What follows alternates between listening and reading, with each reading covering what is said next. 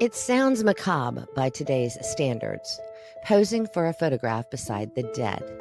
But in Victorian times, this was not an act of horror, it was an act of love. In the 1800s, photography was new, expensive, and often reserved for life's biggest moments: births, weddings, and, ironically, death.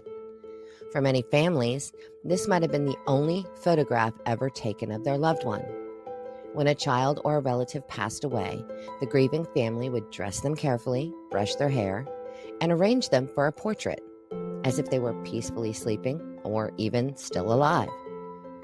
These photos are known today as post-mortem portraits, and while they may seem eerie, they offered comfort in a time when death was an ever-present part of life. Disease and infant mortality were heartbreakingly common, and medicine had not yet caught up to hope. A photograph then became a small defiance against loss, a way to keep a physical connection after the soul had departed. Photographers developed subtle techniques to make the deceased appear lifelike.